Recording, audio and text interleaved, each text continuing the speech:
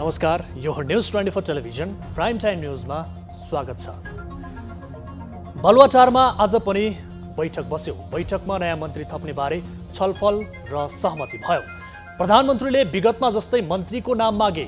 सत्ता घटकका अरू दलका नेताहरूले हुन्छ मन्त्रीको नाम पठाउँछु पनि भने, तर उनीहरूले अझै मन्त्रीको नाम टुङ्गो लगाउने सुरसार थालेका छैनन्। सरकार विस्तारको गाँठो कहिले फुक्ला, कुनै टुङ्गो छैन। सरकार विस्तारमा खास गाँठो परेको छ राजनीतिक दल सम्बन्धी अध्यादेशमा। यता मन्त्री पठाउँ उता पार्टी फुट्ला भन्ने डर। यही डरले सत्ता घटकका नेताहरूको मनमा घर गर्दा प्रधानमन्त्री सत्तारूढ दलकै भर पर्न नसक्ने अवस्थामा पुग्न लागिसकेका छन्। पटक पटक उनले ताकेता गर्दा पनि एकीकृत समाजवादी र जनता समाजवादी पार्टीले अध्यादेश पहिला फिर्ता लिनुपर्ने भन्दै हलो अड्काइरहेका छन्। अध्यादेश फिर्ता पहिला कि मन्त्री परिषद विस्तार पहिला, यसको जवाफ नआएसम्म अड्किएको हलो फुक्ने अवस्था छैन। अब प्राइम टाइम न्यूजका हेडलाइन्स। नेकपा एमाले केन्द्रीय कमिटीमा पेश भएका 3वटै प्रतिवेदन सर्वसहमतिले पारित। घनश्याम भुसालले राखे फरक मत। 3वटा प्रतिवेदनहरूलाई बैठकले पारित भएको छ। नेपाल चीन सीमा सम्बन्धमा लिमी लाप्सादेखि हिल्सासम्मको सीमा समस्या अध्ययन गर्न गठित समितिले बुझायो प्रतिवेदन। कार्यान्वयनमा पहल गर्ने गृहमन्त्रीको प्रतिबद्धता।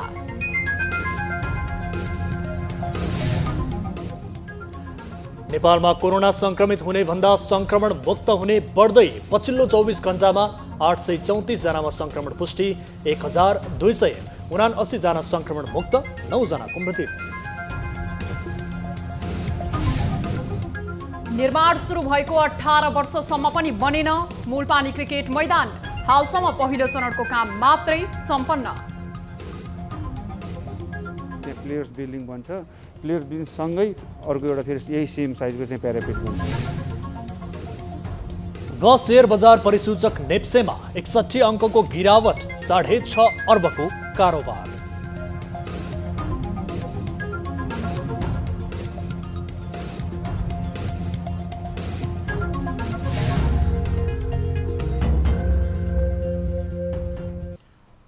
हामी निरन्तर न्यूजमा छौं। प्रमुख प्रतिपक्ष दल नेकपा एमालेको केन्द्रीय कमिटीको बैठकले 3वटा प्रस्ताव सर्वसहमतिले पारित गरेको छ। एमालेको केन्द्रीय कमिटीले राजनीतिक, संगठनात्मक र विधान संशोधन सम्बन्धी प्रस्ताव सुझाव सहित सर्वसम्मतिले पारित गरेको हो। विधान राष्ट्रिय महाधिवेशनमा पेश गर्ने 3वटा प्रतिवेदनहरूलाई बैठकले पारित गरेको छ। तर राजनीतिक प्रतिवेदनमा रहेको 3वटा बुँदामा उपमहासचिव घनश्याम भुसालले फरक मत राखेका छन्। उनले संसद विघटन गर्नु गलत भएको कुरा स्वीकारेर जानुपर्ने, समाजवादी कार्यक्रम र जनताको बहुदलीय जनवाद कसरी कार्यान्वयन हुन्छ भनेर थप स्पष्ट पार्न आवश्यक रहेको धारणा राखेका थिए। धेरै कुरा आवश्यक उचित कुराहरू पनि छन्, तर त्यसमा चाहिँ नपुगेका केही आधारभूत कुराहरू पनि छन् भन्ने मेरो भनाइ हो। मलाई लागेको त्यो हो र जुन मैले बैठकमा राखेको छु, स्थायी कमिटीको बैठकमा र केन्द्रीय कमिटीको बैठकमा पनि राखेको छु। शुक्रबारदेखि चलेको केन्द्रीय कमिटीको बैठकमा विधान महाधिवेशनमा प्रस्तुत गर्नका लागि अध्यक्ष केपी शर्मा ओलीले राजनैतिक प्रस्ताव, महासचिव ईश्वर पोखरेलले संगठनात्मक प्रस्ताव र उपमहासचिव विष्णु पौडेलले विधान संशोधन सम्बन्धी प्रस्ताव प्रस्तुत गरेका थिए। सोही प्रस्तावलाई केन्द्रीय कमिटीको बैठकले सुझावसहित सर्वसहमतिले पारित गरेको हो। साथै एमालेको केन्द्रीय कमिटी बैठकले सरकारले ल्याएको बजेट प्रतिस्थापन विधेयकको विरोध गर्ने निर्णय समेत गरेको छ। सरकारलाई चाँडै पूर्णता दिने विषयमा सत्तारूढ गठबन्धनका दलहरू सहमति नजिक पुगेका छन्। प्रधानमन्त्री निवास बलुवाटारमा आज बसेको गठबन्धनका शीर्ष नेताहरू बीचको बैठकले राजनीतिक दल सम्बन्धी अध्यादेश किनारा लगाएर मन्त्री परिषद विस्तार गर्ने सहमति गरेको हो। छलफलमा प्रधानमन्त्री शेरबहादुर देउवा सहित नेकपा माओवादी केन्द्र अध्यक्ष पुष्पकमल दाहाल प्रचण्ड, जसपा अध्यक्ष बाबुराम भट्टराई, नेकपा एकीकृत समाजवादीका अध्यक्ष माधव कुमार नेपाल, राष्ट्रिय जनमोर्चाकी उपाध्यक्ष दुर्गा पौडेल लगायत सहभागी थिए।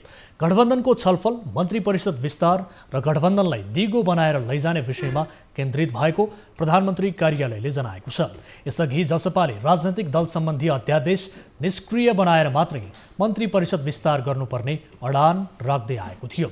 उता एकीकृत समाजवादीले अध्यादेशको विषय अदालतमा रहेकाले निष्क्रिय गराउन नहुने अडान राख्दै आएको छ।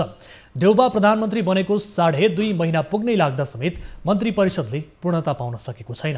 अहिलेसम्म 1 राज्यमन्त्री सहित कांग्रेसबाट 4 र माओवादीबाट 2 गरी 6 जना मात्रै मन्त्री छन् भने अन्य 16 मन्त्रालय मन्त्रीविहीन छन्।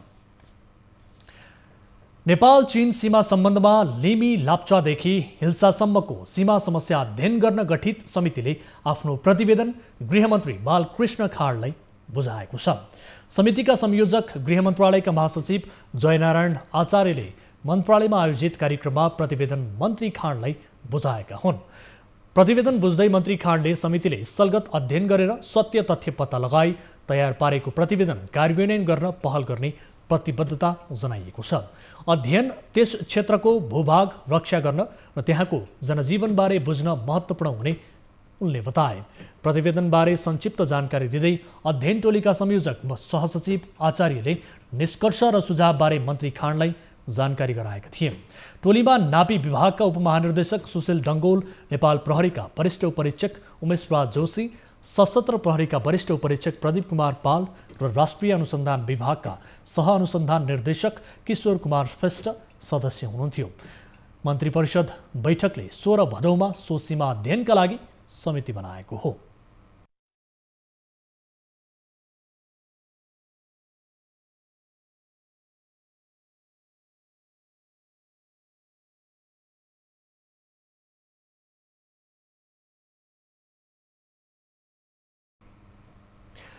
प्रतिनिधि सभा अन्तर्गतको विकास तथा प्रविधि समितिले दशैंमा 7 दिन रुट पर्मिट लागू नगर्न निर्देशन दिएको छ। सिंहदरबारमा आज बसेको समिति बैठकले कोरोना संक्रमणलाई मध्यनजर गर्दै अनलाइन प्रणालीबाट टिकट खरिद गर्ने व्यवस्थालाई प्रोत्साहन सहित लागू गर्न समेत निर्देशन दिएको छ। भौतिक रूपमा लामबद्ध भएर टिकट लिने प्रक्रियालाई निरुत्साहित गर्दै अनलाइन टिकट वितरण प्रणालीलाई प्रभावकारी बनाई अनलाइन टिकटबाट टिकट खरिद गर्दा भाडादरमा केही प्रतिशत छुटको समेत व्यवस्था गरी यात्रुहरूलाई अनलाइन प्रणाली मार्फत टिकट खरिद गर्न प्रोत्साहन गर्न र यो सबै विषयको प्रभावकारी अनुगमन गर्न गराउन समिति नेपाल सरकार गृह मन्त्रालय र भौतिक पूर्वाधार तथा यातायात मन्त्रालयले निर्देश गर्दछ। बैठकमा सांसदहरूले दशैं तिहार लगायतका चाडपर्वमा यात्रुहरूले बेहोर्नु परेको शास्तिलाई हटाउन सरकारको ध्यान आकर्षण गराएका थिए। त्यस्तै लामो समय नचलेका सवारी साधनहरू चाडपर्वमा चल्ने भएकाले सवारी साधनको अवस्थाका बारेमा पनि अध्ययन गर्न सांसदहरूले सरकारको ध्यान आकर्षण गराएका थिए। अब एकैचोटि त्यसलाई सञ्चालनमा ल्याउँदाखेरि यो हुन त भेहिकल फिटनेस सेन्टरको बारेमा चाहिँ पटक हाम्रो चर्चा भएको छ। त्यो भेहिकलहरूको एकदम त्यो टेक्निकल्ली कति फिट छ त्यो कुरा एकदम स्ट्रिक्टली चेक जाँच पश्चात मात्रै त्यो यात्रुहरूलाई चढाउने कुराको सन्दर्भमा यातायात व्यवस्था विभागले विशेष ध्यान दियोस्। त्यस्तै सांसदहरूले छोटो दूरीमा पनि सवारी साधनको चेक जाँचको व्यवस्था गर्न पनि सरकारको ध्यानाकर्षण गराएका थिए। नेपालमा पछिल्लो 24 घण्टामा थप 834 जनामा कोरोना भाइरसको संक्रमण पुष्टि भएको छ। देशभर गरिएको 8589 पीसीआर परीक्षणका क्रममा 730 र 5147 एन्टिजेन परीक्षणका क्रममा 104 जनामा संक्रमण पुष्टि भएको स्वास्थ्य मन्त्रालयले जनाएको छ। यो सँगै नेपालमा कोरोना संक्रमितको संख्या 8,81,939 पुगेको छ। त्यस्तै कोरोनाका कारण थप 9 जनाको मृत्यु भएको छ। हालसम्म नेपालमा 11,096 जनाले कोरोनाकै कारण ज्यान गुमाएका छन्। त्यस्तै थप 1,279 संक्रमित कोरोना मुक्त हुँदा हालसम्म नेपालमा 7,61,154 संक्रमित निको भएको मन्त्रालयले जनाएको छ। हाल 19,142 सक्रिय संक्रमित आइसोलेसन र 230 जना क्वारेन्टिनमा रहेका छन्। विराटनगर स्थित कोशी अस्पतालको आकस्मिक कक्षमा भाइरल बिरामीको चाप बढेको छ। आकस्मिक कक्षमा रुगाखोकी, भाइरल ज्वरो, सर्पले टोकेका, हृदयघात लगायतका बिरामीको चाप बढेको छ भने केही दिन यता निमोनिया र झाडापखाला भएका बच्चाहरूको सङ्ख्या पनि बढेको छ। बिरामीहरू बढ्नु भएको छ, सर्पदंशको भयो, आरटीए केसेस, ट्रमा केसेसहरू भयो, एसिडी खाएको बिरामीहरू भयो, अनि यो हृदयका हार्ट एट्याकहरू भएको आएको बिरामीहरू चाहिँ अलिकति बढ्नु भएको छ अहिले, अनि भाइरल टाइपको लक्षण भएको बिरामीहरू पनि आउनु भएको छ हाम्रो। दैनिक 100 जति बिरामी आउने गरेकोमा 15 देखि 20 जना बच्चाहरू आउने गरेका छन्। डाक्टर कोइरालाले आकस्मिक कक्षमा भएको 20 बेड मध्ये 10 बेडमा कोरोना शंका लागेका बिरामीलाई राख्ने गरेको र 10 वटा मात्र बेड भएकाले बिरामी राख्ने बेडको समेत अभाव भएको बताएका छन्। धेरै जसो कोरोनासँग मिल्दोजुल्दो लक्षण भएका बिरामीहरू समेत आउने गरेको उनको भनाइ छ। यो समयमा देखा पर्ने झाडापखालाबाट बच्नका लागि प्रशस्त मात्रामा पानी पिउन र झोल पदार्थ खान चिकित्सकले सुझाव दिएका छन्।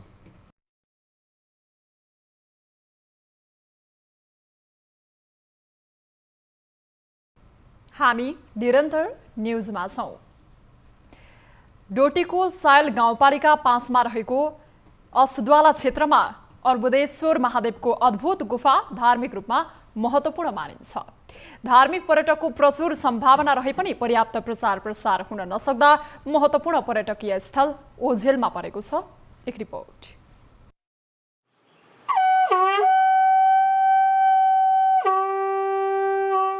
खप्तडको सहस्त्रलिङ्गमा मुहान भएर धार्मिक क्षेत्र त्रिवेणी हुँदै आउने शैलावती नदीलाई सायल गाउँपालिकामा पुगेपछि साइलीगाडको नामले चिनिन्छ। यही साइलीगाड नदीको किनारमा रहेको असद्वाला क्षेत्रमा अर्बुदेश्वर महादेवको गुफा र मन्दिर रहेको छ। धार्मिक शास्त्र स्कन्द पुराणको मानस खण्डमा समेत यो धार्मिक क्षेत्रको बारेमा वर्णन गरिएको पाइन्छ। गुफाभित्र शिवलिङ्गको आकृति र गाईको थुन जस्तो आकृतिबाट दूध जस्तो तरल पदार्थ आउने गरेको छ। यस क्षेत्रमा महाशिवरात्रिको समयमा मेला लाग्ने गरेको छ भने पूजाआजा 12 महिना हुने गरेको छ। जलन्धरी बाबा भनेका यहाँबाट मालिका पुज्छ भन्यो, मालिकाबाट यहाँ पुज्छ भन्यो। त्यो हामीले त देखेका छैन, सुनेका छैन, हामी त गर्न सकेका छैन, हामी पुग्यो पनि त छैन। वरदानको लागि सबैलाई जस्तो मनले सोचेको थियो त्यो काम पुरा हुन्छ यहाँको लागि। प्राचीन कालमा ऋषिमुनिहरूले यस क्षेत्रमा आएर तपस्या गर्ने गरेको जनविश्वास छ। यस क्षेत्रमा रहेका ढुङ्गा र भिरपाखामा समेत विभिन्न प्रकारका देवी देवताका आकृतिहरू छन्, तर यस क्षेत्रको प्रचार प्रसार हुन सकेको छैन। त्यहाँ अतिथिगृहहरू छैनन्, आएको जनताहरूलाई समुदायलाई वासस्थानको लागि उचित व्यवस्था छैन। यी यावत कुराहरूलाई व्यवस्थित गर्न सक्यो भने असद्वाला एकदमै सुदूरपश्चिमको र सायल गाउँपालिकाको एकदमै पवित्र धार्मिक स्थल हो। तलतिर शैलावती साइलीगाड बगेकी छन्। यस क्षेत्रमा आएर नुहाएर पूजाआजा गरे विभिन्न प्रकारका रोगहरू समेत निको हुने जनविश्वास रहेको छ। हाल आएर जिल्ला सदरमुकाम सिलगढीदेखि 3 घण्टाको कच्ची सडकमा गाडीको यात्रा र 30 मिनेटको पैदल यात्रापछि यो ठाउँमा पुग्न सकिन्छ। पछिल्लो समयमा गाउँपालिकाले भौतिक संरचना निर्माण लगायतका विषयमा यस क्षेत्रमा लगानी गरिरहेको छ। महाशिवरात्रिको समयमा मात्र नभई 12 महिना नियमित पूजाआजाको व्यवस्था गरिएको छ। यस क्षेत्रमा असद्वाला क्षेत्र विकास समिति समेत गठन गरिएको छ। विभिन्न किसिमका अलौकिक मूर्तिहरू छन्। त्यहाँको चाहिँ गुफाको आफ्नै पहिचान छ र त्यसपछि त्यही गुफा त्यही बाटो भएर माथि कालाढुङ्गा छ, त्यसपछि भेलछडा छ, यता मालिका छ, गोलेदेउला छ र त्यो भित्र भएका अन्य धार्मिक चाहिँ मठ मन्दिरहरूको आफ्नो चाहिँ पहिचान भएका छन् र त्यसलाई संरक्षण संवर्धन गर्नुपर्छ। पर्याप्त प्रचार प्रसार र आवश्यक भौतिक संरचनाको विकास गरेर धार्मिक पर्यटनको अवधारणामा यस क्षेत्रलाई अगाडि बढाउन सके स्थानीयहरूको आर्थिक विकासमा समेत टेवा पुग्ने देखिन्छ। न्यूज 24 टेलिभिजनका लागि डोटीबाट टिभी जर्नलिस्ट दिलबहादुर सिंहको रिपोर्ट। नेपालमा आयोजना हुने घरेलु तथा अन्तर्राष्ट्रिय क्रिकेट प्रतियोगिताहरू सञ्चालन गर्न त्रिभुवन विश्वविद्यालय परिसरको क्रिकेट मैदानकै भर पर्नुपर्ने बाध्यता छ। एक मात्रै अन्तर्राष्ट्रिय क्रिकेट मैदान हुँदा यसले खेलाडीहरूको अभ्यास र खेलमा प्रत्यक्ष प्रभाव पार्ने जानकारहरू बताउँछन्, तर यसतर्फ सरकारको ध्यान छैन। यसको उदाहरण हो मूलपानी क्रिकेट मैदान। सरकारले पर्याप्त बजेट नछुट्याउँदा निर्माण सुरु भएको 18 वर्षसम्म पनि बन्न सकेको छैन। एक रिपोर्ट। काठमाडौँको कागेश्वरी मनोहरा नगरपालिका 6मा निर्माणाधीन मूलपानी अन्तर्राष्ट्रिय क्रिकेट रङशाला 2 वर्षभित्र निर्माण सम्पन्न गर्ने लक्ष्य राखिएको थियो। तर निर्माण सुरु भएको 18 वर्ष बितिसक्दा पनि केवल 60% संरचनाको निर्माण कार्य मात्रै सकिएको छ। हालसम्म यहाँ 32 करोड बढी रुपैयाँ खर्च भइसकेको छ। बहुवर्षीय योजनाको रूपमा अघि बढिरहेको यो रङ्गशालाको 3 चरणमध्ये पहिलो चरणको काम मात्रै सम्पन्न भएको छ। यो प्यारापिट सँगैको यो यहाँ एउटा प्यारापिट बन्छ र उताको छेउको प्यारापिटपछि त्यहाँ प्लेयर्स बिल्डिङ बन्छ। प्लेयर्स बिल्डिङ सँगै अर्को एउटा फेरि यही सेम साइजको चाहिँ प्यारापिट बन्छ र यतापट्टि साइडमा यो प्यारापिटको पछाडिको साइडमा चाहिँ मेन भिआइपी इन्ट्रेन्स र यो ल्यान्ड डेभलपमेन्ट प्लस पार्किङको एरियाहरू बन्छ यो फेज अन्तर्गत चाहिँ। दोस्रो चरणको निर्माण कार्यका लागि 28 करोड रुपैयाँ लागत अनुमान गरिएको छ। तर अर्थ मन्त्रालयले आर्थिक वर्ष 77-78 मा 4 करोड 20 लाख रुपैयाँ मात्र विनियोजन गरेको छ। यद्यपि बजेट अभावकै कारणले रङ्गशाला निर्माण कार्यमा असर नपर्ने राष्ट्रिय खेलकुद परिषदको दाबी छ। अर्थ मन्त्रालयले चाहिने बजेट चाहिँ उपलब्ध गराइदिन्छ भन्ने भएको छ र अहिले चाहिँ सरकारले अलिकति बढी यो वर्षमा 3 करोड बजेट थियो, अहिले बढाएर 4 करोड 20 लाख यो वर्षमा बजेट पनि थपिएको छ र नपुग बजेट चाहिँ त्यसको स्रोत सुनिश्चितता छ, नेपाल सरकारले उपलब्ध गराइदिन्छ र त्यसैले मैले भनेको अबको 2 वर्षभित्र कम्प्लिट हुन्छ। यता तेस्रो चरण अन्तर्गतको ट्रेनिङ ग्राउन्ड, फल्ड लाइट राख्ने र बगैँचा तयार गर्ने जस्ता कामको लागत अनुमान समेत तयार भएको छैन। दोस्रो चरणको काम सकिएपछि मात्रै तेस्रो चरणको तयारी थालिने बताइएको छ। दोस्रो फेजमा अहिले 28 करोड प्लसको छ, बाँकी तेस्रो फेजमा छ। तेस्रो फेजलाई अलिकति लाग्छ। तेस्रो फेजको चाहिँ हामीले टोटल डिपिआर पनि बनेर खर्च कति भनेर हामीले निकालिसकेका छैनौँ। दोस्रो फेजसम्म हाम्रो छ। त्यो निर्माण भइसकेपछि हामी त्यहाँ फ्लड लाइटको व्यवस्था गर्छौँ। यो कम्प्लिट भइसकेपछि यो पनि त्यो सँगसँगै जान्छ। लामो समयदेखिको मुआवजा विवाद र सुकुम्बासी बस्तीका कारण यो रङ्गशाला निर्माणको कार्य निरन्तर प्रभावित बनिरह्यो।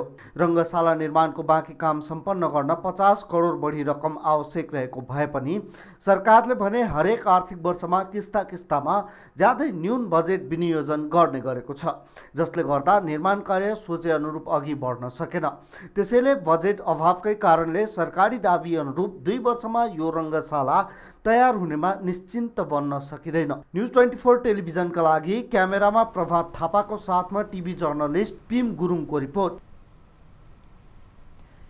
निजी क्षेत्रले मूल्यमा मनोमानी गर्ने आशंकाले नेपाल खाद्य संस्थानले यो साल दशैंमा 2000 खसी बोका ल्याउने तयारी गरेको छ। बजारको मूल्यलाई ध्यानमा राखेर संस्थानले प्रति किलो 10 रुपैयाँ सस्तोमा ल्याउन लागेको हो। साथै यो वर्ष खसी बोकाको मागमा कमी आउने आशंकाले नेपाली उत्पादनले नै बजार धान्ने दाबी गरिएको छ। एक रिपोर्ट। यो वर्ष काठमाडौँ उपत्यकामा करिब 28,000 सम्म खसी बोका खपत हुने अनुमान सरकारवालाले गरेका छन्, जुन खपतको अनुपात 20%ले कम हो। तर मूल्यमा निजी क्षेत्रले मनमानी गर्ने आशंकाले नेपाल खाद्य संस्थानले 2000 खसी बोका काठमाडौँ ल्याउने भएको छ। संस्थानले बजार मूल्यभन्दा 10 रुपैयाँ सस्तोमा खसी बोका ल्याउने तयारी गरेको छ। बजार मूल्यभन्दा खाद्य व्यवस्था तथा व्यापार कम्पनीले बिक्री गर्ने मूल्य चाहिँ कमै हुन्छ र त्यो तय गरेको मूल्यमा पनि प्रति केजी 10 रुपैयाँको छुटको व्यवस्था हुन्छ। कोरोना भन्दा अघि दशैंमा काठमाडौँ उपत्यकामा 35,000 सम्म खसी बोका खपत हुने गरेको थियो। तर कोरोनाको समयमा खसी बोकाको खपतमा 7,000ले कमी आएको छ। यो वर्षको दशैंमा पनि सोही अनुपातले निरन्तरता पाउने भएको छ। माग कम भएकाले यो वर्षको दशैंमा नेपाली उत्पादनले नै बढी स्थान पाउने भएको छ, जसमा 70% नेपाली बजार र 30% भारतीय बजार रहनेछ। नेपाली उत्पादनको डिमान्ड पनि बढ्दै गएको छ र उत्पादन पनि बढ्दै गएको हिसाबले गर्दाखेरि अहिलेको रेसियोमा हामीले यो गत आर्थिक वर्ष अथवा यही आर्थिक वर्षकोमा पनि अहिलेसम्मको पिरियडमा हामीले हेर्दाखेरि नेपाली उत्पादनले 75% माग यहाँको डिमान्ड चाहिँ फुलफिल गरेको छ भन्दाखेरि 25% चाहिँ हामीले इन्डियाबाटै ल्याएर चाहिँ हामीले यहाँको डिमान्ड सब। यो वर्ष माग कम भएकाले भारतीय बजारमा पूर्ण रूपमा निर्भर हुनु नपर्ने भएको छ, जसले गर्दा नेपाली उत्पादन नै पर्याप्त रहेको छ। यो वर्षको दशैंको माग स्वदेशी उत्पादनलाई नै धान्ने जनाइएको छ। पोहोरको सालको अनुपातमा पोहोरको साल त एकचोटि महँगै भयो, पहिला सस्तो भयो हैन। अब माल कम भयो भने अब म हुन सक्छ धेरै भयो भने सस्तो हुन सक्छ, त्यही हो। धान छ, धान त किन वर्षौ नै धान राखेको छ नि, धान त अलिकति सस्तोमा मात्रै हो। निजी क्षेत्र र खाद्य संस्थानले यो वर्षको दशैंमा च्याङ्ग्रा भने नल्याउने जनाएको छ। स्थानीय बजारमा च्याङ्ग्रा एउटामा नै 7,000 रुपैयाँसम्म महँगो भएकाले काठमाडौँ नल्याउने बताइएको हो। न्युज 24 टेलिभिजनका लागि क्यामेरामा सुनिल गुरुङको साथमा टिभी जर्नलिस्ट रविन ठकुरीको रिपोर्ट। न्युजहरू अझै बाँकी नै छन्। अब समय हो लाइफ बोय हात धुने ब्रेकको।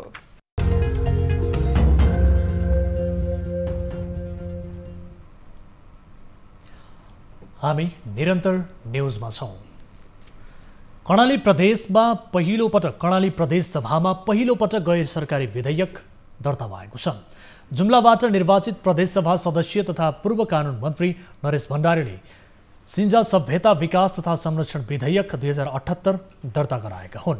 सिन्जा सभ्यताको उद्गम स्थल र सिन्जा सभ्यतासँग सम्बन्धित कर्णाली प्रदेशका अन्य भूभागको ऐतिहासिक, सांस्कृतिक, सामाजिक, पुरातात्विक, धार्मिक एवं भाषिक पर्यटन प्रवर्धन गरी आर्थिक समृद्धि तथा खुशी हासिल गर्ने उद्देश्यका साथ सिन्जा सभ्यताको संरक्षण तथा विकास गर्न विधेयक ल्याइएको सांसद भण्डारीले बताए।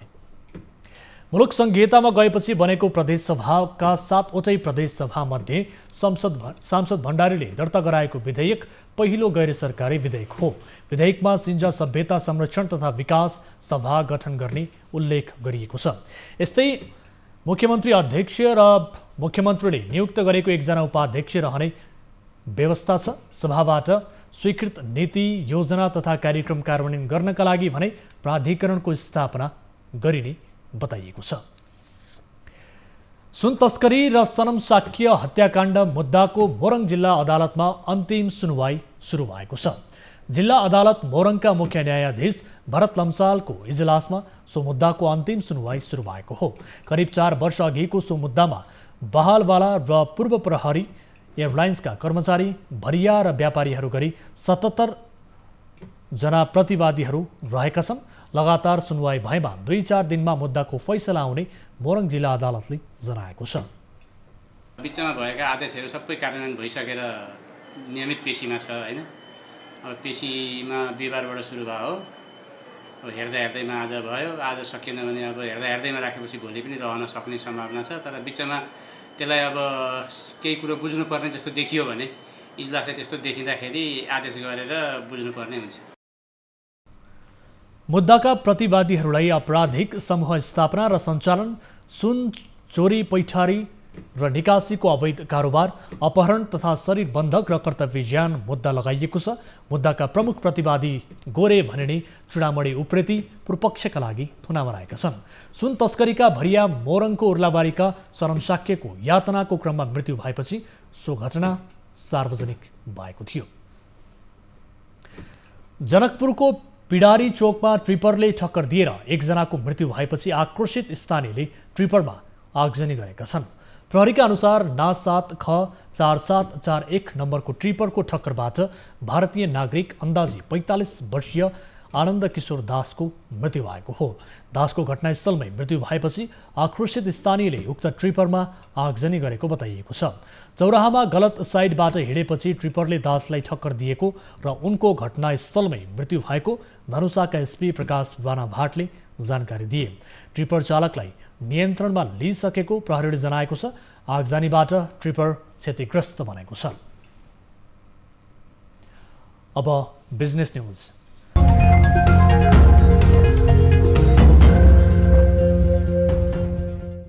शेयर बजार परिसूचक नेपाल स्टक एक्सचेन्जमा दोहोरो अङ्कको गिरावट आएको छ। आइतबार नेप्सीमा 61.27 अङ्कले कमी आएर 2758.48 बिन्दुमा आएर थामिएको हो। यस दिन 233 कम्पनीका 1,44,94,000 किता शेयर 73,700 पटक कारोबार भएका छन्। कारोबार रकम भने 6,50 करोड रुपियाँमा सीमित रहेको नेप्सीले जनाएको छ। कारोबारको पहिलो दिन म्युचुअल फन्ड बाहेक सबै उपसमूह ओह्रालो लागेका छन्। जीवन बीमा सबैभन्दा धेरै 371 अङ्कले ओह्रालो लागेको छ। निर्जीवन बीमा 356, वित्तीय 156, लघुवित्त 120, उत्पादनमूलक 116, व्यापार 98, होटल एन्ड टुरिज्म 88 र अन्य 44, वाणिज्य बैंक 18 र लगानी 3 अङ्कले ओह्रालो लागेका छन्। साताको पहिलो दिन मनोकामना स्मार्ट लघु वित्तले सबैभन्दा धेरै 10% का दरले प्रतिकिता आम्दानी गरेको छ। सबैभन्दा धेरै आइसिएफसी फाइनान्सले गुमाएको छ, जसको प्रतिकिता सेयर मूल्य 8% दरले घटेको छ। सबैभन्दा धेरै कारोबार भने अरुण भ्याली हाइड्रोबार कम्पनीको रहेको छ, जसको कारोबार रकम 33 करोड 35 लाख रुपियाँ रहेको नेप्सेले जनाएको छ। आइतबार सुनको मूल्य स्थिर रह्यो भने चाँदीमा वृद्धि आएको छ। शुक्रबारको तुलनामा आइतबार सुन स्थिर रहेको छ भने चाँदीमा 10 रुपियाँले वृद्धि आएको छ। साताको पहिलो दिन सुन प्रति तोला 89,000 रुपियाँमा कारोबार भएको नेपाल सुन चाँदी व्यवसाय महासंघले जनाएको छ। शुक्रबार चाँदी तोलाको 1,160 रुपियाँमा कारोबार भएको थियो। आइतबार भने 1,150 रुपियाँमा कारोबार भएको हो। अन्तर्राष्ट्रिय बजारमा सुन प्रति औंस $1,751 कारोबार भएको थियो।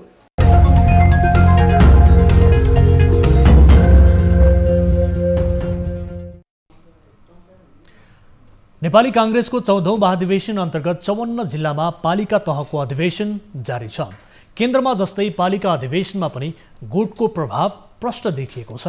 केन्द्रीय तहका अधिकांश नेताहरूको गृह जिल्ला उनीहरूकै गुट कमजोर देखिएको छ। एक रिपोर्ट। कांग्रेसभित्र रहेका गुटहरू आउँदो महाधिवेशनमा पार्टी नेतृत्व हत्याउन कम्मर कसेर लागि परेका छन्। त्यसका लागि उनीहरूले तल्लो तहबाटै आफ्नो प्रभाव बढाउन प्रयास जारी राखेका छन्। तर रोचक त यो छ कि गुटको मूल नेताहरू नै आफ्नो जिल्लामा कमजोर देखिएका छन्। सभापति शेरबहादुर देउवा गुटका विश्वास पात्र केन्द्रीय सदस्य मीन विश्वकर्मा आफ्नो क्षेत्रमा कमजोर देखिएका छन्। उनको गृहनगर सुनसरी इटहरीमा पौडेल पक्षले नेतृत्व हत्याएको छ। धरान उपमहानगरपालिकाको कार्य समितिमा भएको चुनावमा वरिष्ठ नेता रामचन्द्र पौडेल पक्षको प्यानल नै विजयी भएको छ। त्यहाँ केन्द्रीय गुटकै लाइन अर्थात् पौडेल र देउवा पक्षको चुनावमा पौडेल पक्षले प्यानलमै जितेको छ। पौडेल पक्षका सभापतिका उम्मेद्वार श्याम पोखरेलले देउवा पक्षका उम्मेद्वार किशोर राईलाई 39 मतले पराजित गरे। त्यस्तै कांग्रेस सभापति देउवाका बलिया सारथी मानिने पुष्पा भुषाल र मानबहादुर विश्वकर्माको गृह जिल्ला अर्घखाँसीका 6 स्थानीय तहमध्ये 5 पालिकामा पौडेल पक्ष विजयी भएको छ। मालारानी गाउँपालिकामा शोभाखर खनाल, पाणिनीमा तुलसी पौडेल र छत्रदेवमा प्रकाश राज पन्थी निर्विरोध निर्वाचित भए। खनाल र पन्थी पौडेल समूहका जिल्ला सभापति विष्णुप्रसाद खनाल प्यानलका हुन्। अधिवेशन भएका 3 नगरपालिका मध्ये सन्धि खर्कमा बाबुराम भुषाल र भूमिका स्थान नगरपालिकामा खडानन्द बेलबासे विजयी भए। उनीहरू दुवै पौडेल पक्षका हुन्। वरिष्ठ नेता पौडेलको गृह जिल्ला तनहुमा सम्पन्न 8 स्थानीय तहमध्ये 6 स्थानमा पौडेल इतर पक्ष बलियो देखिएको छ। ब्यास नगरपालिकाको सभापतिमा सुरेश चन्द्र हड्खले र भानु नगरपालिका सभापतिमा रामकुमार श्रेष्ठ निर्वाचित भएका हुन्। दुवै वरिष्ठ नेता पौडेल निकट हुन्। 2 स्थानीय तह सुक्ला गण्डकी नगरपालिका र घिरिङ गाउँपालिकामा केन्द्रीय सदस्य प्रदीप पौडेल निकटका सभापतिमा चुनिएका छन्। संस्थापन पक्षले देवघाट गाउँपालिका, बन्दीपुर, आबु खैरेनी र म्याग्दे गाउँपालिकामा जित हात पारेको हो। देवघाटमा तिलबहादुर थापा निर्विरोध निर्वाचित भए। बन्दीपुरमा कर्ण खत्री, म्याग्देमा रामभक्त घिमिरे र आबु खैरेनीमा विष्णु पन्थ निर्वाचित भए। उनीहरू केन्द्रीय सदस्य शंकर भण्डारी निकट हुन्। अन्य 2 स्थानीय तहमा भने अधिवेशन स्थगित भएका छन्। वरिष्ठ नेता पौडेल सहित केन्द्रीय सदस्यहरू शंकर भण्डारी, गोविन्द भट्टराई, प्रदीप पौडेल तथा आमन्त्रित केन्द्रीय सदस्य ध्रुव वाग्लेको जिल्ला हो। त्यस्तै 5 पालिका र 1 नगरपालिका रहेको म्याग्दीका अधिकांश स्थानमा संस्थापन पक्ष नेतृत्वमा चयन भएका छन्। जिल्लाका अधिकांश पालिकामा शेरबहादुर देउवा पक्षका वर्तमान पार्टी जिल्ला सभापति खम्बहादुर गर्बुजा पक्षका सभापतिहरू चुनिएका छन्। पौडेल पक्षका पार्टी निवर्तमान जिल्ला सभापति एवं संविधान सभाका सदस्य रेशम बहादुर पानिया कमजोर देखिएका हुन्।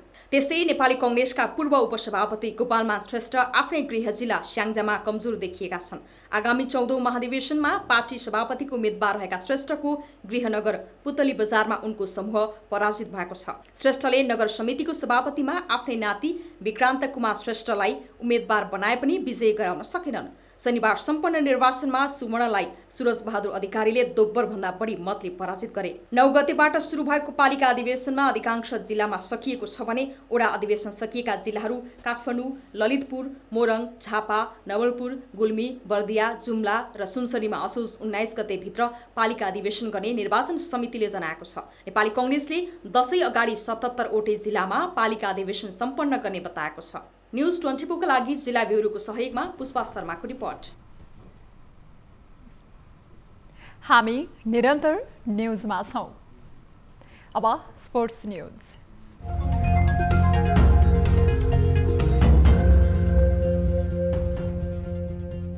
एभरेस्ट प्रिमियर लिग इपिएलमा आज सम्पन्न पहिलो खेलमा चितवन टाइगर्सले विराटनगर वारियर्सलाई 2 विकेटले पराजित गरेको छ। कीर्तिपुर मैदानमा भएको खेलमा विराटनगर वारियर्सले दिएको 152 रनको लक्ष्य चितवन टाइगर्सले 8 विकेटको क्षतिमा पुरा गर्यो। चितवनका लागि राजेश पुलामीले नट आउट 43 रन, भीम सार्कीले 30, दिलीप नाथले 23, करिम जनतले 19 र ईशान पाण्डेले 10 रन जोडे। यसैगरी आजै भएको दोस्रो खेलमा पोखरा राइनोज र भैरहवा ग्ल्याडिएटर्सले वर्षाका कारण अङ्क बाँडेका छन्। वर्षाको कारण खेल हुन नसकेपछि दुवै टोलीले 1-1 अङ्क बाँडेका हुन्।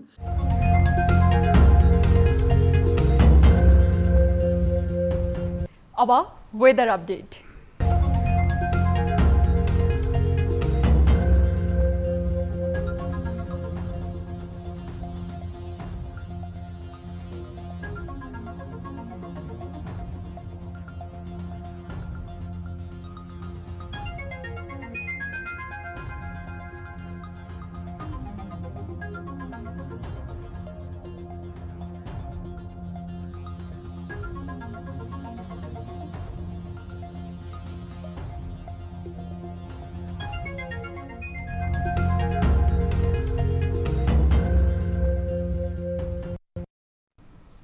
अब प्राइम टाइम न्यूज सक्नु अघि अहिलेसम्मका हेडलाइन्स पुनः एकपटक। नेकपा एमाले केन्द्रीय कमिटीमा पेश भएका 3वटै प्रतिवेदन सर्वसहमतिले पारित, घनश्याम भूषालले राखे फरक मत। 3वटा प्रतिवेदनहरूलाई बैठकले पारित भएको छ। नेपाल चीन सीमा सम्बन्धमा लिपि लाप्चादेखि हिल्सासम्मको सीमा समस्या अध्ययन गर्न गठित समितिले बुझायो प्रतिवेदन, कार्यान्वयनमा पहल गर्ने गृहमन्त्रीको प्रतिबद्धता।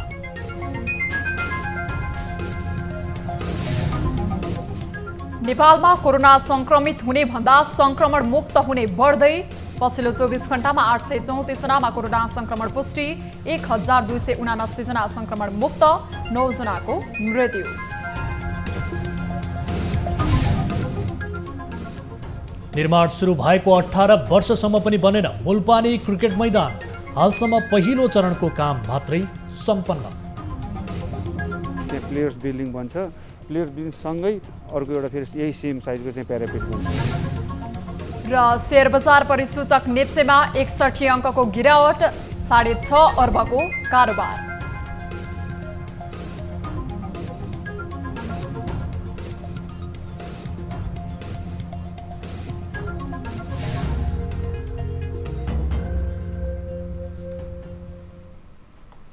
प्राइम टाइम न्यूज अहिलेलाई यति नै। जाँदा जाँदै ताली र गालीका लागि हामीले सोधेको प्रश्नको अन्तिम नतिजा यसपछि प्रसारण हुने कार्यक्रम सीधा कुरा जनतासँगमा हेर्न नभुल्नुहोला।